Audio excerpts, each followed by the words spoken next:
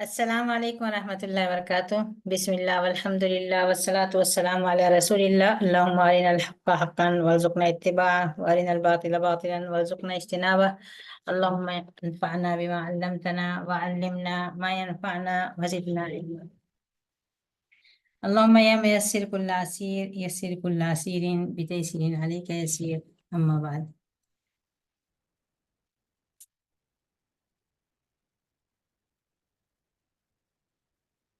عزیز بہنوں، 30ویں پارے کی جس سورے کا آج مطالعہ کریں گے یہ ہے سورہ البلد۔ بلد کا مطلب شہر، اور یہ کس شہر کی بات ہو رہی ہے؟ کون سا شہر ہے جس کو تمام دنیا کے ملکوں اور شہروں پر فضیلت حاصل ہے؟ یہ ہے مکہ۔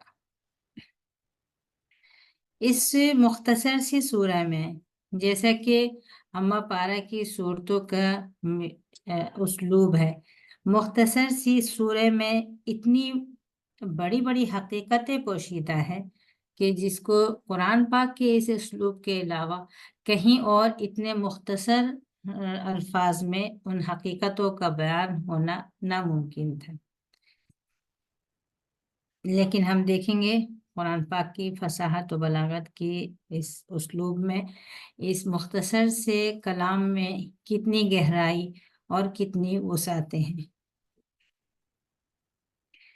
یہ سورہ انسان کی حقیقت، اس کی پوشیدہ صلاحیتیں اور اس کا صحیح استعمال، یہ سب کچھ بتا دیتی ہے۔ آئیے تلاوت کرتے ہیں اور پھر اس کی گہرائیوں میں دیکھتے ہیں۔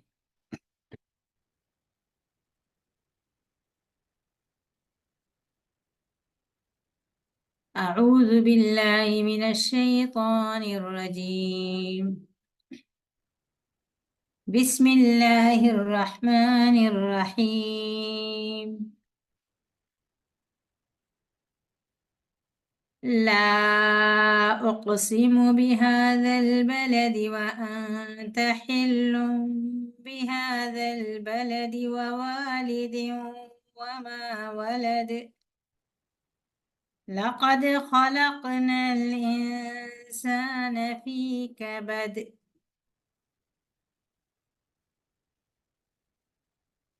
أيحسب أن لن يقدر عليه أحد،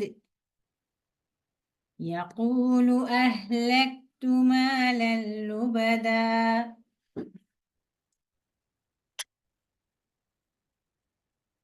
أيحسب أن لم يره أحد، ألم نجعل له عينين ولسانا وشفتين وهديناه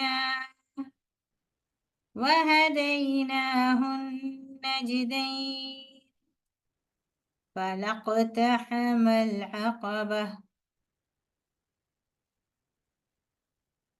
وما أدراك ما العقبة،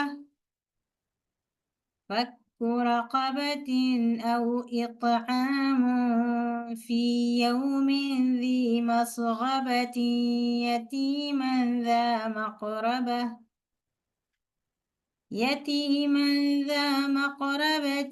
أو مسكينا ذا متربة،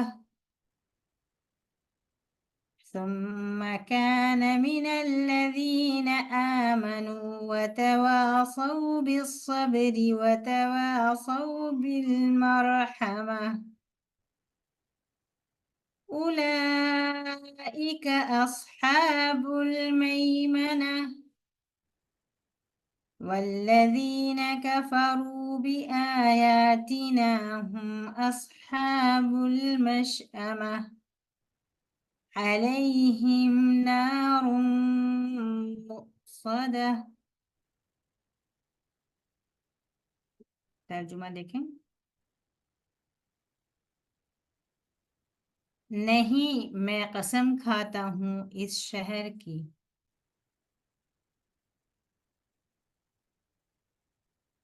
نہیں مطلب نہیں، میں قسم کھاتا ہوں اس شہر کی۔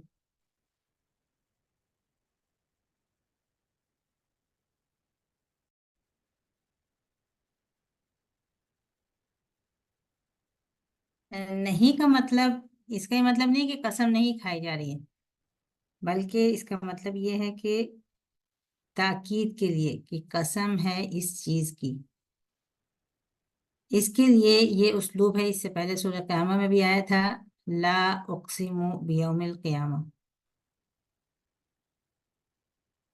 قسم کی مزید تاکید کے لیے ہے یہ، تو نہیں میں قسم کھاتا ہوں اس شہر کی۔ یہ شہر کون سا ہے؟ یہ شہر ہے مکہ المکرمہ، وہ شہر جو حضرت ابراہیم علیہ السلام کے ذریعے آباد ہوا تھا، اور ان کے ذریعے اس شہر کو محترم قرار دیا گیا تھا، اس کی حرمت قائم کی گئی تھی، اور اس میں حضرت ابراہیم علیہ السلام کے ذریعے خانہ کعبہ کی تعمیر ہوئی تھی، اور جس کے بعد پھر اس شہر کا یہ مقام تھا۔ تو پہلے تو اس شہر کی قسم کھائی گئی، شہر مکہ کی، اور اس کی عظمت کے لیے، اس کی عظمت کے اظہار کے لیے، اس شہر کی عظمت کے اظہار کے لیے اس کی قسم کھائی، اور مزید اس کی عظمت کا اظہار کیا یہ بتا کر کے کہ اس کی عظمت اس لیے بڑھ گئی کہ آپ اس شہر میں مقیم ہیں، وَأَنْتَ حِلٌّ بِهَذَا الْبَلَدِ، حال یہ کہ آپ یہاں مقیم ہیں۔ جب آپ اس شہر میں مقیم ہیں تو ظاہر سی بات ہے اس شہر کی، آپ کی اقامت کی وجہ سے اس شہر کی عظمت اور زیادہ بڑھ گئی۔ یہاں حلن کا لفظ جو ہے وہ اپنے اندر کئی معنی رکھتا ہے۔ پہلی چیز، آپ حلن کا مطلب مقیم ہونا، حل کا مطلب ہوتا ہے اقامت، اور ترحال کا مطلب ہوتا ہے سفر، یعنی آدمی کے قیام اور آدمی کے سفر کو کہتے ہیں الحل اور ترحال، یعنی آپ یہاں مقیم ہیں، اس وجہ سے اس شہر کی عظمت بڑھ گئی۔ دوسرا معنی ہے یہاں پر آپ کے حلن کا مطلب ہے حلال ہونے سے، کہ یہ وہ شہر ہے جس کی حرمت ثابت ہے، لیکن ان لوگوں نے آپ کو یہاں پر حلال کر لیا، یعنی آپ کے خون کے پیاسے ہیں یہ، اور اس شہر میں جس میں خون بہانا، ہر طرح سے خون بہانا منع تھا، اس میں ان لوگوں نے آپ کے خون بہانے کی کوشش کی۔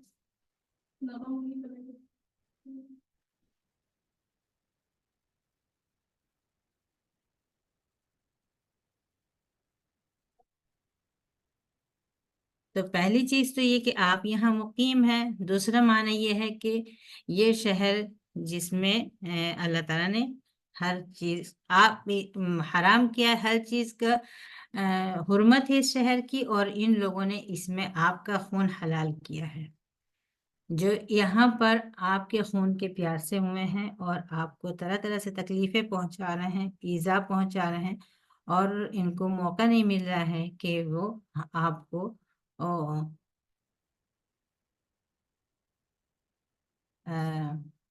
قتل کر دیں یا آپ کو یہاں سے نکال دیں،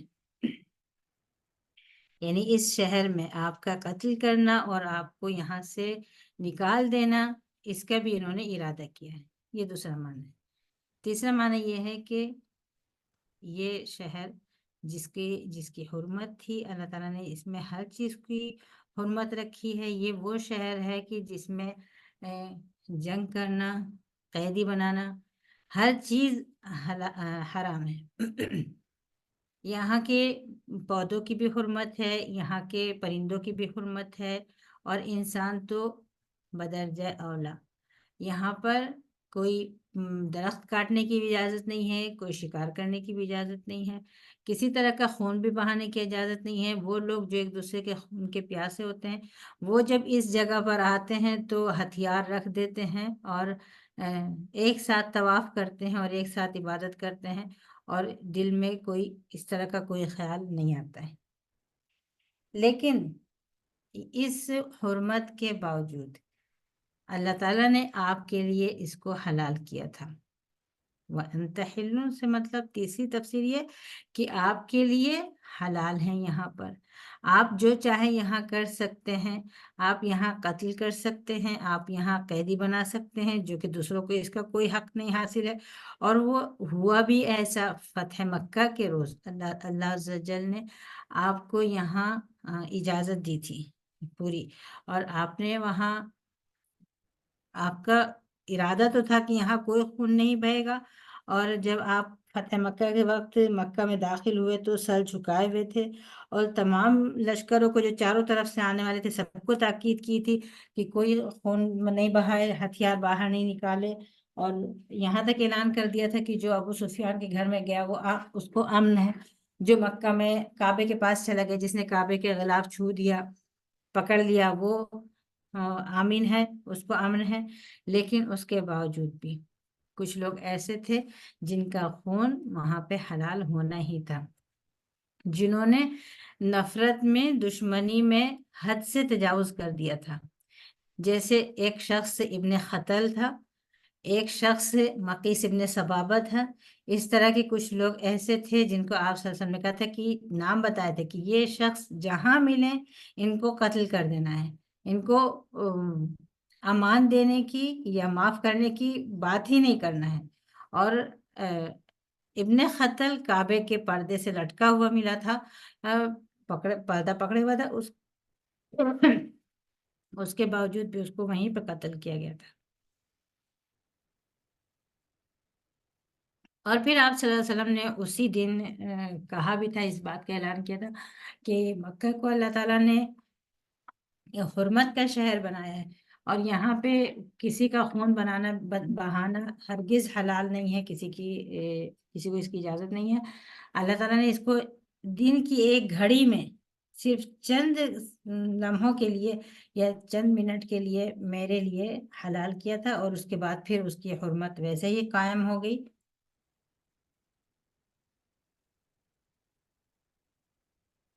اور قیامت تک کہ وہ حرمت قائم رہے گی۔ تو یہاں جو اس شہر کی قسم کھائی گئی ہے، اور یہاں پر اس کی حرمت کی قسم کھائی گئی ہے، آپ صلی اللہ علیہ وسلم کے وہاں قیام کی قسم ہے، اور آپ کے قیام نے اس کی عظمت کو بڑھایا ہے۔ دوسرے یہ کہ وہ آپ صلی اللہ علیہ وسلم کے لیے دن کے کچھ حصے میں حلال ہوا تھا، اور تیسرا مفہوم یہ ہے کہ یہ لوگ آپ کا خون وہاں حلال کرنا چاہتے ہیں، جبکہ اللہ تعالیٰ نے اس کی حرمت کا اعلان کیا ہے۔ اگلی قسم ہے ووالدین وما ولد، قسم ہے باپ کی اور بیٹے کی، قسم ہے ایک والد کی اور جس کو اس نے پیدا کیا اس کی۔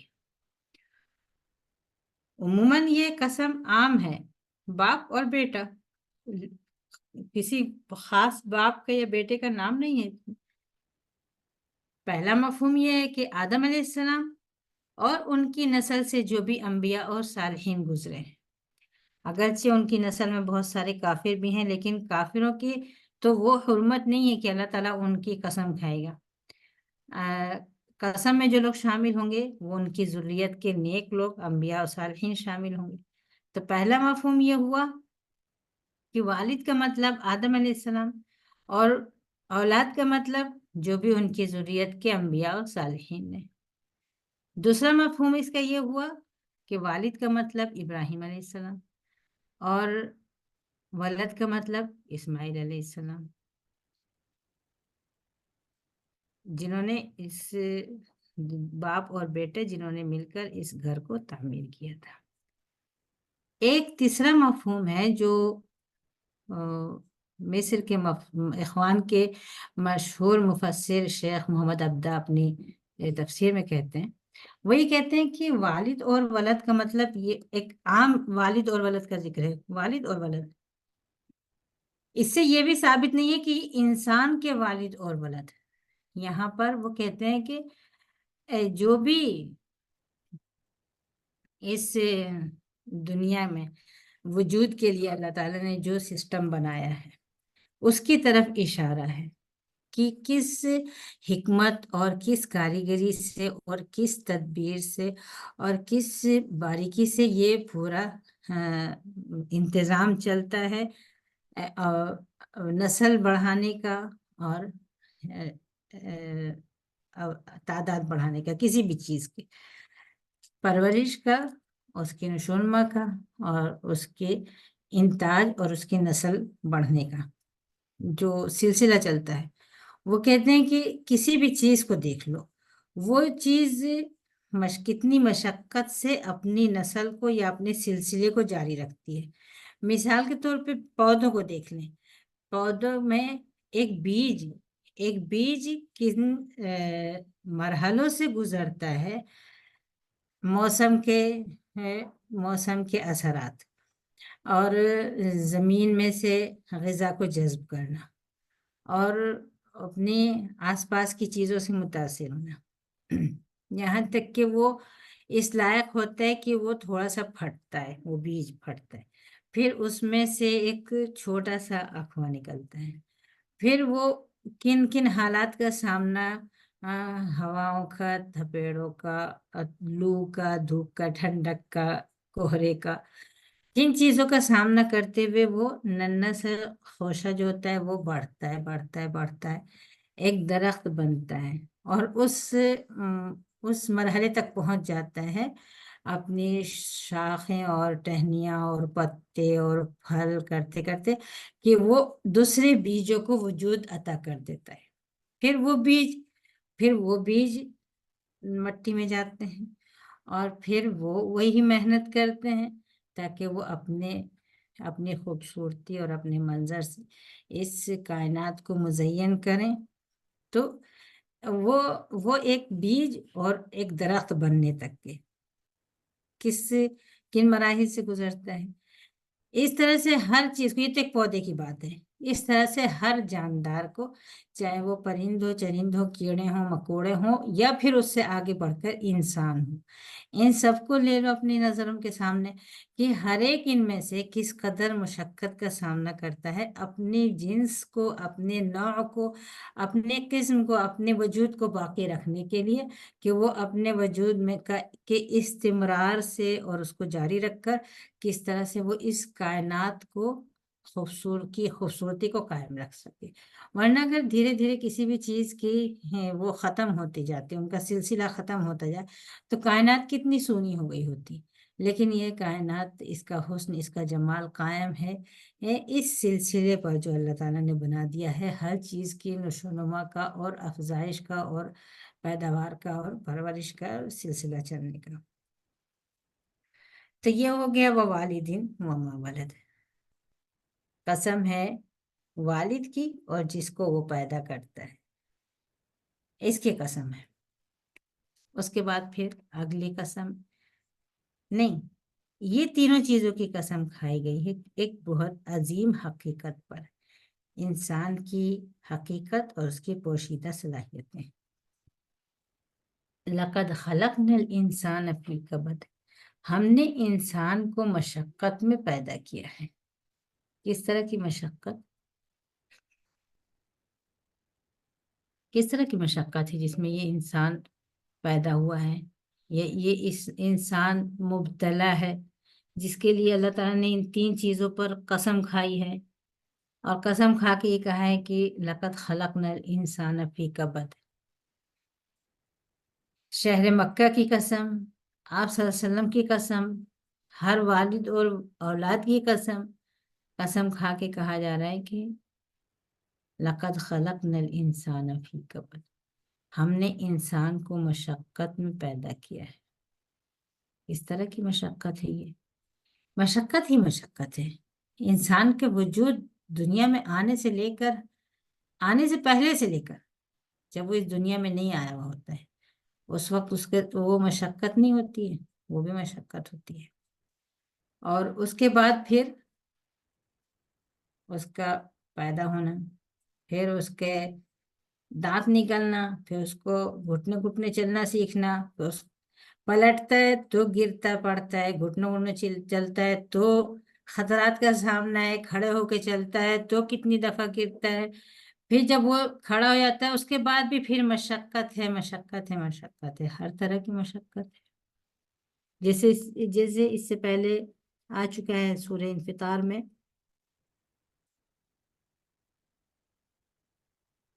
یا ایھا الانسان انک کادح، سورہ انفطار میں نہیں، سورہ انشقاق میں. یا ایھا الانسان انک کادح الی ربک کدحا، مشقت کے ساتھ اپنے رب کی طرف بڑھتے جا رہے ہو، ہر سیکنڈ ہر گھڑی اپنے رب سے قریب ہوتے جا رہے ہو، اور ہر گھڑی ہر سیکنڈ تمہارا مشقت میں گزر، کسی بھی چیز کے لیے مشقت، اپنے پیدائش کی مشقت، پھر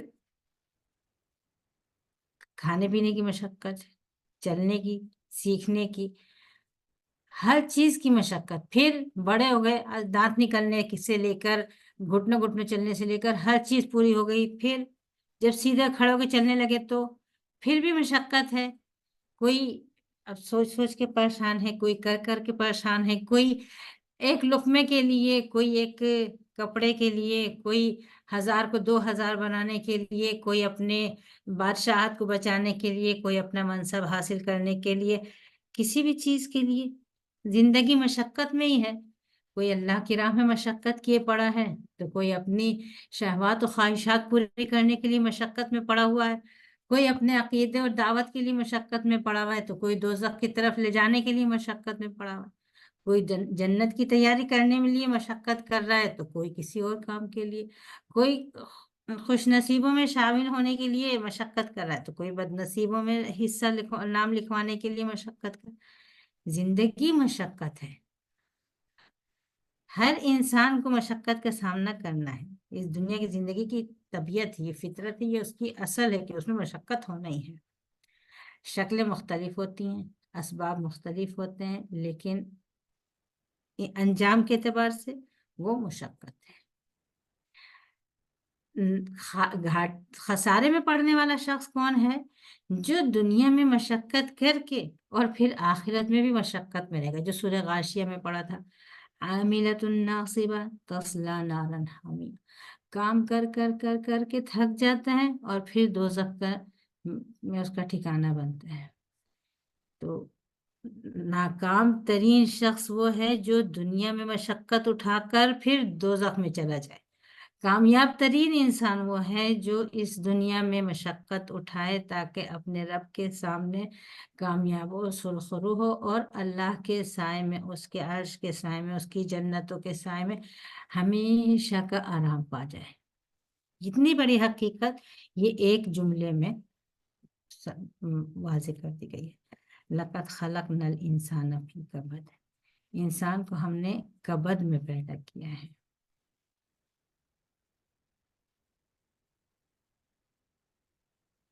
دنیا کبد ہے،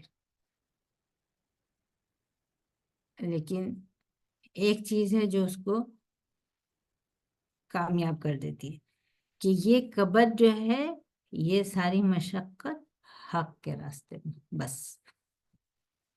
دیکھیے اب آگے ایک دوسری حقیقت کا وہ ہے، ایحسب الانسان ان لن یقدر علیہ احد، کیا انسان یہ سمجھتا ہے کہ کوئی اس پر کنٹرول نہیں رکھ سکتا، کوئی اس پر قادر نہیں ہے، وہ کسی کی پکڑ میں نہیں ہے.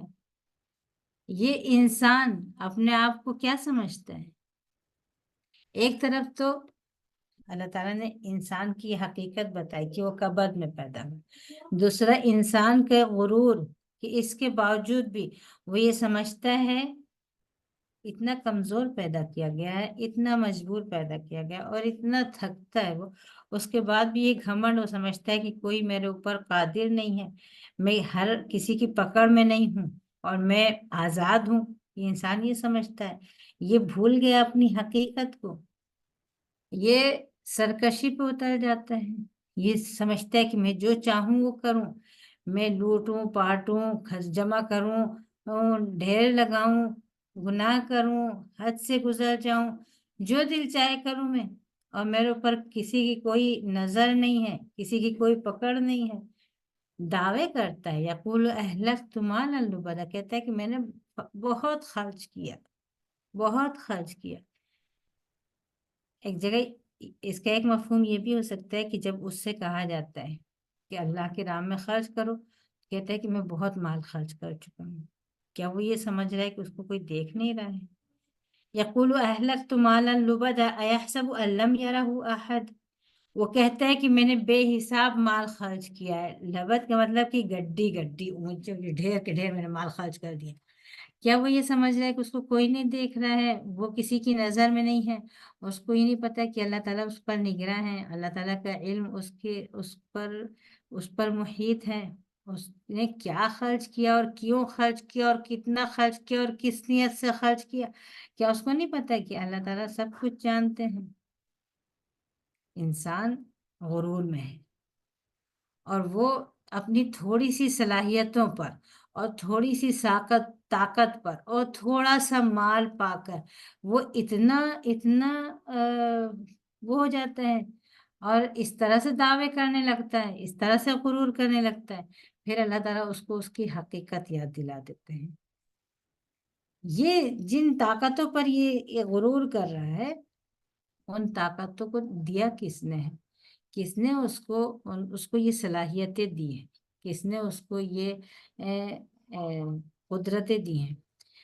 ہم نے بنائی. علم نجعل لہ عینین ولسانا وشفتین، دونوں آنکھیں اس کی کس نے دی؟ اس کو کس نے دی دونوں آنکھیں؟ ہم نے دی. یہ زبان کس نے دی؟ ہم نے دی. اور یہ دونوں ہونٹ کس نے دیے اس کو؟ ہم نے دیے. یہ جو کچھ کرتا ہے اور جو کچھ یہ دیکھتا ہے اور جو کچھ یہ بولتا ہے اور جو کچھ یہ سمجھتا ہے، یہ ساری صلاحیتیں کس نے دی ہیں اس کو؟ ان نعمتوں کا مالک کون ہے؟ اس پر احسان کرنے والا کون ہے؟ اس کو وہ اس کو کیوں نہیں سمجھتا؟ اپنے محسن کو کیوں نہیں سمجھتا؟ اس کا شکر ادا کیوں نہیں کرتا؟ اللہ تعالیٰ نے اس کو جو احساس دیے ہیں بصیرت کا اور بولنے کا، اس پر وہ غور کرے، سمجھے. یہ چیزیں اللہ تعالیٰ نے جس کے ذریعے اس کو آنکھیں، زبان اور ہونٹ، جس سے وہ خیر اور شر کو سمجھ سکتا ہے اور خیر اور شر کا اظہار کر سکتا ہے. وہ گمراہی اور ہدایت اور گمراہی کو پہچان سکتا ہے اور منہ سے صحیح بات نکال سکتا ہے یا غلط بات نکال سکتا ہے. حق اور باطل کو وہ سمجھ سکتا ہے کہ کیا حق ہے اور کیا باطل ہے، اور وہ سمجھ سکتا ہے کہ میں اپنی زبان سے جو نکال رہا ہوں وہ حق ہے یا باطل ہے. پھر اللہ تعالیٰ نے اس کو دونوں راستے دکھا دیے، ہدیناہ النجدین، دونوں راستے دکھا دیے ہیں. وہ دونوں راستے اس کے سامنے ہیں، وہ جو چاہے پسند کر سکتا ہے. ایک راستہ جو اس کو خسارے کی طرف لے جانے والا ہے، مشقت تو اس کو ہر حال میں کرنا ہے. اس مشقت کے ساتھ، اس تھکن کے ساتھ، اس محنت کے ساتھ سامنے دو راستے ہیں. ایک راستہ وہ ہے جس میں وہ اپنی صلاحیتوں کا صحیح استعمال کرے اور اپنی ہر چیز کو صحیح جگہ پر لگائے اور پھر وہ کامیاب ہو جائے. دوسرا راستہ یہ ہے کہ وہ اپنی صلاحیتوں کا غلط استعمال کرے، ناشکری کرے، اور اللہ تعالیٰ اس کو صحیح اور غلط کی جو تمیز دی ہے وہ اس پہ پردہ ڈال دے اور آنکھ بند کر کے چلتا رہے. تو پھر اس کا ٹھکانہ دوزخ ہوگا، گمراہی ہوگی.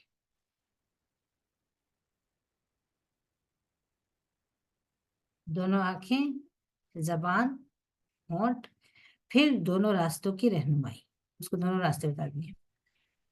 یہاں ایک چیز اور قابل غور ہے کہ اگر یہ آنکھ سرکشی کرتی ہے اور برائی دیکھنا چاہتی ہے تو انسان کو اللہ تعالیٰ نے اختیار دیا ہے اس پر دو ڈھکنے بند کرنے کا. مت دیکھو بری چیز، آنکھ بند کر لو.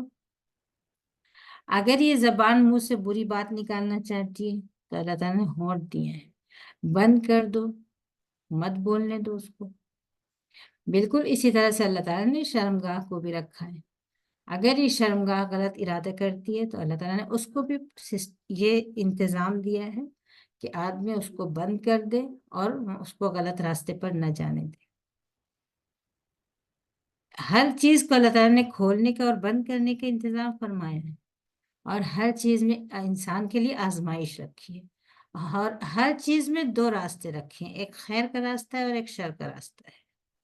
اگر وہ محنت اور مشقت کا راستہ اختیار کر لیتا ہے تو وہ کامیاب ہو جاتا ہے، لیکن اس نے وہ نہیں کیا. فلقتحم العقبہ، اس نے مشکل سے گزرنے کا ارادہ نہیں کیا، اس نے یہ کوشش ہی نہیں کی کہ میں اپنے آپ کو اس گھاٹی میں سے پار نکال دوں یا اس چوٹی سے ادھر اتار دوں، چوٹی پر چڑھنے کی مشقت نہیں اٹھائی، پہاڑی پر چڑھنے کی زحمت نہیں کی، کوئی محنت کا کام نہیں کرنا چاہا، خواہشات میں زندگی گزار دی۔ اس نے چوٹی پہ چڑھنے کی کوشش ہی نہیں کی۔ کون سی چوٹی؟ وہ چوٹی، وہ پہاڑی یا وہ جگہ جس پر سے گزر کے وہ جنت کے لیے راستہ پا جاتا۔ جنت کے لیے راستہ پانے کے لیے کیا بتایا ہے؟ یا تو غلام آزاد کر دیتے، یا کھانا کھلا دیتے، بھوک کے دن میں، فقر و فاقہ کے دن میں، مصیبت کے دن میں کھانا کھلا دیتے۔ کس کو؟ اپنے خاندان کے کسی یتیم کو یا کسی ضرورت مند مسکین کو۔ یہ مکی سورہ ہے نا، اور مکہ میں اس وقت جو تھے، جو حالات تھے، غلاموں پر جو ظلم و ستم ہو رہا تھا، اور یہ کوشش تھی کہ زیادہ سے زیادہ غلام آزاد کر دیے جائیں تاکہ وہ بھی ایک انسان کی طرح اپنی زندگی گزارنے کا حق حاصل کر سکے، اور وہ بھی انسان کی طرح، انسانوں کی طرح، تمام انسانوں کی طرح وہ بھی اپنی زندگی گزاریں۔ تو ان کو بہت سارے کفارے بھی ایسے رکھے گئے ہیں شریعت میں، جس میں پہلے نمبر پہ آتا ہے غلام آزاد کرنا، تاکہ یہ غلام، یہ انسان جس کو انسانوں نے اپنا غلام بنا کر رکھا ہے، وہ اس غلامی سے نکل جائے۔ اور یہاں پر بھی نیکی کے کاموں میں سب سے پہلے جس چیز کا ذکر ہے، بہت عظیم نیکی ہے، غلام آزاد کرنا۔ فک رقبہ، غلام آزاد کر دو، اور نہیں تو پھر کسی کو پورا کا پورا آزاد نہیں کر سکتے، کسی انسان کو اس کی آزادی میں تھوڑا بہت حصہ بٹا سکتے ہو تو مدد کر دو اس کو آزاد کرنے میں، نہیں تو اگر نہیں تو کسی انسان کے کھانے پینے کا بندوبست کر سکتے ہو تو وہی کر دو۔ بھوک کے دن میں کسی قریبی رشتہ دار کو، کسی خاندان کے کسی یتیم کو کھانا کھلا دو، یا کسی ضرورت مند مسکین کو کھانا کھلا دو، اور پھر یہ کوشش تمہاری غلام آزاد کرنا، یا یتیموں کے ساتھ اچھا سلوک کرنا، یا مسکینوں کے حق ادا کرنا، یا غریب بھوکوں کو کھانا کھلانا، اس کے ساتھ سب سے اہم شرط کیا ہے کہ ایمان کے ساتھ ہوئی ہے۔ یہ نیکی تو وہ لوگ بھی کرتے تھے، لیکن اس نیکی میں ان کے ساتھ ایمان نہیں ہوتا تھا۔ کہا کہ ایمان کے ساتھ یہ نیکی کرنا ہے۔ پھر اس کے ساتھ یہ بھی شرط ہے کہ وہ اہل ایمان میں سے ہو، اور وہ ایک دوسرے کو صبر کی تلقین کرتے ہوں، اور ایک دوسرے کو رشتہ داری کا لحاظ کرنے اور مہربانی اور رحم دلی کی تلقین کرتے ہوں۔ اس ضمن میں کہ اللہ تعالیٰ نے انسان کو جو صلاحیتیں دی ہیں، اور اس کے مطابق انسان کیا نیکیاں کر سکتا ہے اور کس طرح جنت سے قریب ہو سکتا ہے، اس میں حضرت معاذ ابن جبل کی ایک رضی اللہ عنہ کی حدیث ہے۔ وہ کہتے ہیں کہ ایک دفعہ کسی سفر میں نبی کریم صلی اللہ علیہ وسلم کے ساتھ تھا۔ سفر میں تھے، قافلہ تھا پورا، بہت سارے لوگ تھے، بہت سی سواریاں تھیں، بہت سے مسافر تھے۔ وہی کہہ رہے ہیں کہ چلتے چلتے صبح کے قریب، صبح کے وقت، ایک دن صبح کے وقت میں ان سے قریب ہو گیا، اور ہم چل رہے تھے، اور میں ان کے ساتھ ساتھ چل رہا تھا۔ یعنی بہت سارے گھوڑے ہیں یا بہت سارے اونٹ ہیں، کوئی کسی کے پاس ہے، کوئی کسی کے ساتھ ہے، کوئی کسی سے آگے، کوئی کسی سے پیچھے، چلتے چلتے میں آپ صلی اللہ علیہ وسلم کے قریب پہنچ گیا، اور پھر میں نے اپنی سواری ان کے ساتھ ساتھ کر دی، اور ہم ساتھ ساتھ چل رہے تھے۔ اسی چلتے چلتے میں نے ان سے پوچھا کہ اللہ کے رسول، مجھے کوئی ایسا کام بتا دیجیے جو مجھے جنت میں داخل کر دے، جو مجھے دوزخ سے بہت دور کر دے، کوئی ایسا کام بتا دیجیے مجھے۔ کتنا شوق تھا ان لوگوں کے اندر نیکیاں کرنے کا، جنت حاصل کرنے کا، دوزخ سے بچنے کا، کیا تڑپ تھی، کیا جذبہ تھا کہ اس سفر میں ان کو موقع ملا نبی کریم صلی اللہ علیہ وسلم سے قریب ہونے کا اور ساتھ چلنے کا، تو انہوں نے اس موقع کو غنیمت سمجھتے ہوئے یہ سوال کر دیا، کوئی کام ایسا بتا دیجیے کہ میں جنت میں داخل ہو جاؤں اور میں دوزخ سے دور ہو جاؤں۔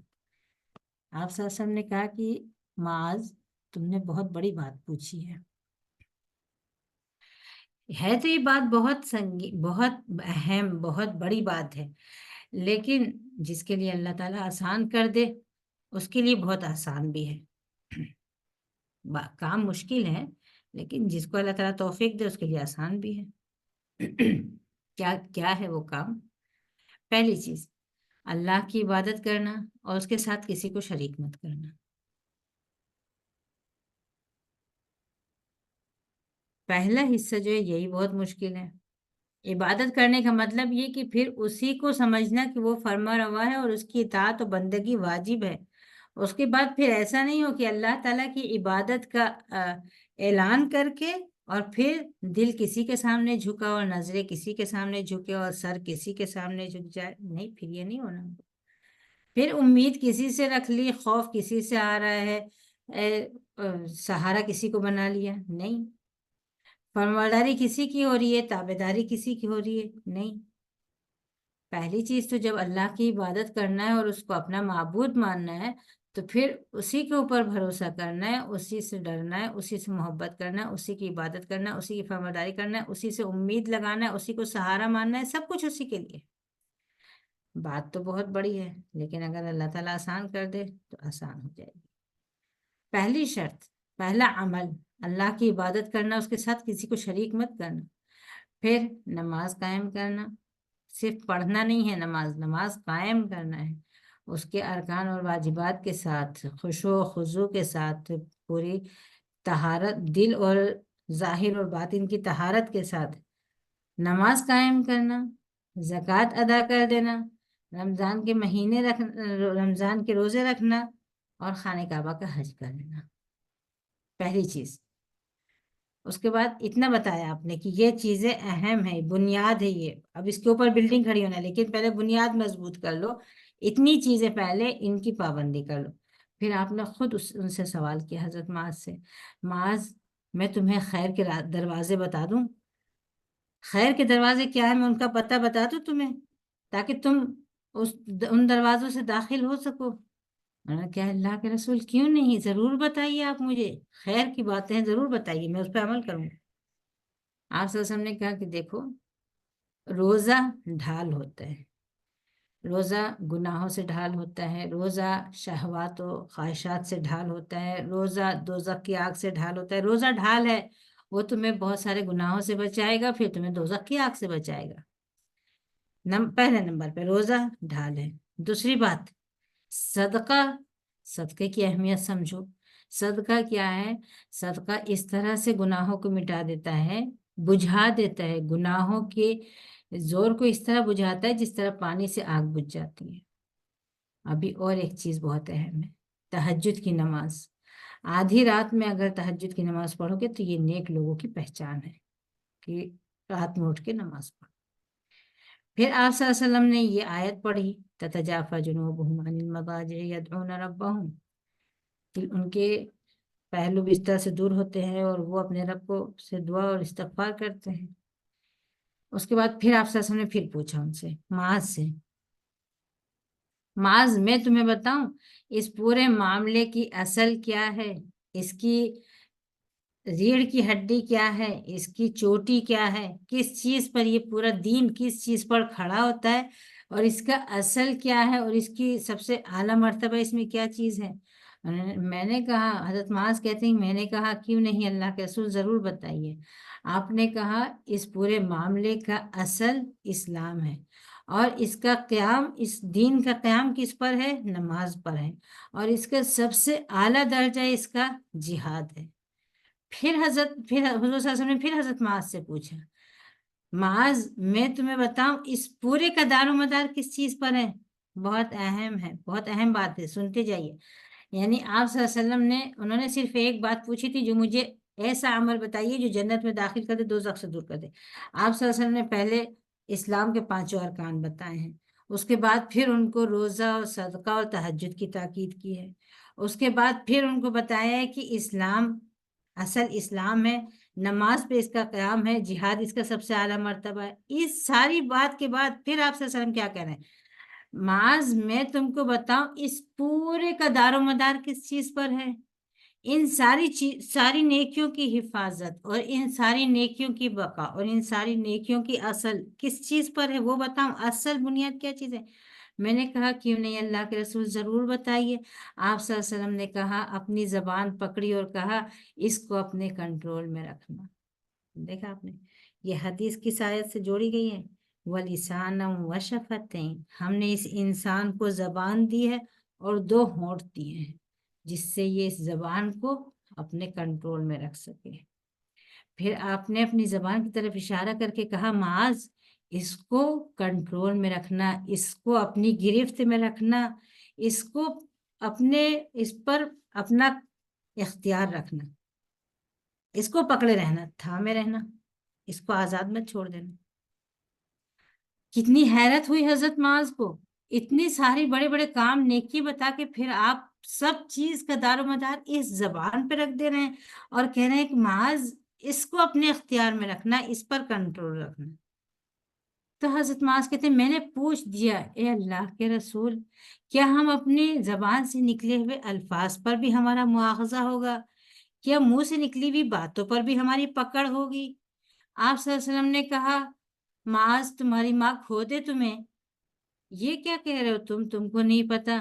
لوگ اپنے منہ کے بل، اپنے کندھوں کے بل، اپنے سر کے بل دوزخ میں اونڈیل دیے جائیں گے، الٹ دیے جائیں گے دوزخ میں۔ کس وجہ سے؟ اپنے زبانوں کے ثمرے سے، نتیجے سے، اپنی ان کی زبان سے جو بات نکلی ہوگی اس کے انجام میں وہ دوزخ میں الٹ دیے جائیں گے۔ دیکھیں اپنی زبان، اس زبان کی اہمیت۔ یہ جو حروف ہوتے ہیں، جنہوں نے جو بچیاں جو بہنیں تجوید پڑھنے والی ہیں ان کو اندازہ ہوگا اس بات کا کہ عربی زبان کے 28 حروف میں سے 3 حروف ہیں جو ہونٹوں سے نکلتے ہیں اور 6 حروف ہیں جو حلق سے نکلتے ہیں، باقی سارے حروف ہیں جو اس زبان سے نکلتے ہیں۔ زبان سے ہی زیادہ حرف نہیں نکلتے ہیں، اور یہ زبان ہے جو آدمی کو گمراہی میں ڈالتی ہے، جو اس کو ہلاکت میں ڈالتی ہے، یا جو اس کو اعلیٰ مرتبے پر لے جاتی ہے۔ حضرت معاذ نے جیسے یہ نہیں سمجھا تھا کہ کیا منہ سے نکلی باتوں کا بھی جواب دہ ہونا پڑے گا، اس طرح سے ہم میں سے بہت سارے لوگ اس بات کو سمجھتے ہیں کہ منہ سے کچھ بھی بول دیا، نماز پڑھنے کی، نماز کی پابندی کر رہے ہیں، روزے کی پابندی کر رہے ہیں، صدقہ و خیرات کی پابندی کر رہے ہیں، زبان پہ کوئی کنٹرول نہیں ہوتا، جو چاہا منہ سے بول دیا، اور منہ سے بولے ہوئے یہ الفاظ صدقے کو ضائع کر دیتے ہیں، نیکیوں کو ضائع کر دیتے ہیں، بہت بہت ساری نیکیوں کو بالکل ختم کر دیتے ہیں، اس طرح سے کھا لیتے ہیں جس طرح سے آگ لکڑی کھاتی ہے، اس طرح سے یہ الفاظ نیکیوں کو کھا لیتے ہیں۔ تو اللہ تعالیٰ نے انسان کو جب ہدایت دی ہے اور اس کو اپنے اوپر اختیار دیا ہے، دل پہ بھی اختیار دیا ہے، کوئی یہ نہیں کہے کہ میرے دل میں وسوسے آتے رہتے ہیں اور میرے دل میں یہ خیال آتا ہے وہ خیال آتا ہے، ان وسوسوں کے ساتھ دوڑتے ٹہلتے دور مت نکل جاؤ، بلکہ ان کو وہیں پہ روک دینا ہے اور ان پر کنٹرول کرنا ہے، ان کو آگے نہیں بڑھنے دینا ہے، ان کا رخ پلٹ دینا ہے، دوسری طرف اپنے خیالات کو لے جانا ہے، منفی سوچ نہیں، مثبت سوچ، غلط سوچ نہیں، صحیح سوچ۔ زبان پر بھی اختیار ہے، آنکھوں پہ بھی اختیار ہے، آدمی آنکھ بھی بند کر سکتا ہے، منہ بھی بند کر سکتا ہے، اور اپنے دل کا بھی رخ موڑ سکتا ہے۔ یہ جو صلاحیتیں دی ہوئی ہیں اس پر اللہ تعالیٰ نے اختیار بھی دیا ہے، اور اس لیے اس کا حساب بھی ہوگا۔ اور پھر ان صلاحیتوں کا جو استعمال ہو، نیکی کے جو بھی کام ہو، چاہے وہ غلام آزاد کرانا ہو، چاہے وہ کھانا کھلانا ہو، یا اور کوئی کام ہو، شرط یہ ہے کہ ایمان کے ساتھ ہو، اور اس کے بعد پھر ضرورت پڑے گی ایک دوسرے کو صبر کی تلقین کرنے کی، اور ضرورت پڑے گی ایک دوسرے کو مرحمت کی تلقین کرنے کی۔ اگر ایسا کیا تو، اگر عقبہ پر سے گزر گئے، اگر نیکی کے یہ کام کیے تو پھر یہ جنتی ہو گئے، اولئک اصحاب المیمنہ، یہ جنتی ہو گئے۔ حضرت ابوبکر صدیق رضی اللہ عنہ بہت زیادہ غلام آزاد کرتے تھے۔ سب سے پہلے آپ نے حضرت بلال کو آزاد کیا تھا، حضرت بلال کا جو مالک تھا امیہ ابن خلف، وہ بہت ستاتا تھا، دوپہریا میں تپتی بھی ریت پر ان کو لٹاتا تھا، پھر ان کے اوپر پتھر رکھ دیتا تھا، اور اس نے کبھی بعض دفعہ انگانوں پر لٹا کر اوپر سے بڑے بڑے پتھر رکھ دیے کہ ہل نہ سکیں، کروٹ نہیں لے سکے، اپنی پیٹھ ہلا نہ سکیں، اور کھال جلتے جلتے چربی تک پگھلنے لگی اور پورے شہر میں بدبو ہوئی اس کی، لیکن حضرت بلال احد احد کرتے رہے۔ ایسی حالت میں حضرت ابوبکر صدیق وہاں سے گزرے، اور انہوں نے ان کو حضرت ابوبکر صدیق نے امیہ سے بات کری اور اس کو حضرت بلال کو آزاد کیا۔ اس طرح سے حضرت ابوبکر بہت سارے غلام آزاد کر دیتے تھے۔ ایک دفعہ انہوں نے پوچھا، ان کے ابو نے پوچھا کہ تم اتنے سارے غلام خریدتے ہو پھر ان کو چھوڑ دیتے ہو، ان کو جمع کیا کرو تاکہ تمہارے مشکل وقت پر یہ تمہارے کام آئیں گے، تمہارے پاس اتنے سارے غلام ہوں گے تو آڑے وقت میں یہ تمہارے کام آئیں گے۔ تو انہوں نے کہا کہ مجھے ابا جان، مجھے ان غلاموں سے اپنا کوئی فائدہ مطلوب نہیں ہے، میں تو ان کو اللہ کی خوشی کے لیے، اللہ کی رضا کے لیے آزاد کرتا ہوں۔ اگر میرا اپنا کوئی مفاد مجھے چاہیے ہوتا تو میں ان کو اپنے گھر میں رکھتا، خرید کے اپنے گھر لاتا اور اپنی خدمت کے لیے رکھتا، لیکن میں تو ان کو اللہ کی رضا کے لیے آزاد کرتا ہوں، تو میں خریدتا ہوں، ان کو آزاد کر دیتا ہوں۔ آپ حضرت ابوبکر صدیق کی ہی تعریف میں ایک سورہ کے بعد جو سورہ پڑھیں گے سورہ لیل، اس میں آئے گا کہ یہ اللہ تعالیٰ کی رضا کے لیے کام کرتے ہیں اور اللہ تعالیٰ ان سے راضی ہو جاتا ہے۔